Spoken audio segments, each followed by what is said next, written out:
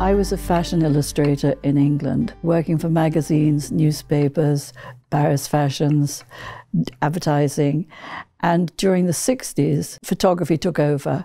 By 1968, 69, the work had just dried out because everything was photography. And a photographer, friend of mine, who I'd been at art school with, actually got a film together, which was Oh, What a Lovely War. And I was the assistant to the costume designer for that, Anthony Mendelsohn. And 2 years later, Anthony Mendelsohn recommended me to Yvonne Blake. And I drew for her The Three and the Four Musketeers. And on that film, I met the production designer, Brian Eatwell, and we fell in love. And we came to America. The first film that I did was Man Who Fell to Earth with David Bowie. I'd never had to deal with anyone in a Hollywood film. So I designed this costume, which was made out of a strange fabric. It was like a woven plastic that was about half an inch thick. It was a gray substance. And I thought that would be very good because the man who fell to earth was somebody who actually, he was weightless and therefore he could hurt himself, he could bump into things. So all his clothes had sort of linings. I designed it and this girl had made it and we'd had to glue it because you couldn't sew it. And he made it work. And I found that he would always work with me. One of the costumes with David Bowie was that when I'd spoken to the director, he said, well, the planet that he comes from, the most valuable thing that he has is water. I realized that I could do something like lace, but make it out of tubes. So I did this elaborate drawing and gave it to the special effects. And of course, instead of being about 50 tubes, there was only about 5. I'm still quite amazed when I see it because I'd completely forgotten that you didn't have to have a pump on the back. So I suddenly realized how completely useless my drawing was. I was quite surprised, but most costume designers here didn't draw. They had somebody else to do their drawings, which was a surprise to me.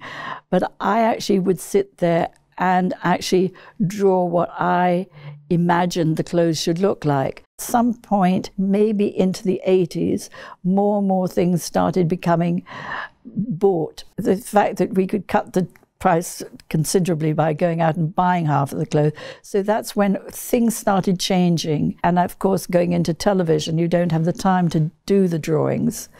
And very often you're putting something together and then draw it after you've actually come up with a conclusion. But I still maintain that you do need to be able to draw to have some kind of ideas. And I know when I have students, I do insist that they do draw rather than do everything on the internet. When I got a chance to meet John Frankenheimer, I was so excited and took all my work up.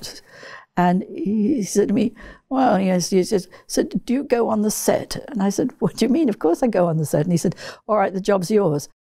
I was at one costume house and I said I was working for John Frankenheimer. And then suddenly a girl came out and said, when he calls wardrobe, it's the most frightening thing that ever happens to you in your life. And I remember thinking, third day of shooting, he shouts out, wardrobe. And I rush up in terror and I say, yes, sir. And he said, you're doing a good job. So, I mean, I was thrilled. But, you know, I mean, the thing is that I just found working with him, it was such a pleasure because when he did something, you just knew it was going to be, I don't know, sort of intelligent. My inspiration for the Peter Sellers character was through reading the piece that the clothes had come from 1928. Just looking at the clothes and coming from an English background, there's certain things that are inherent doing men's clothes as far as the quality of the tweeds and all of that. And I had done these drawings and Peter Sellers loved them. So I was very lucky, except for the very first day of shooting when I'd got there late and was sort of all hot and bothered working with Peter Sellers and all the rest of it, and discovered that the clothes, his overcoat had been let out 2 inches instead of being taken in 2 inches, and he couldn't wear it. And I suddenly thought, this is going to be the terrible explosion. And he just laughed and said, oh, don't worry, I'll wear it over my arm, and put it over his arm and toddled off. And you suddenly thought, whew. I just find that you've got to encourage people. And if you see something that you think of is interesting, go for it.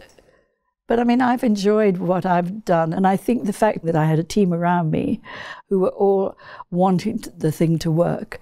And if you got on well with the people, they became your best friends. I've just loved it.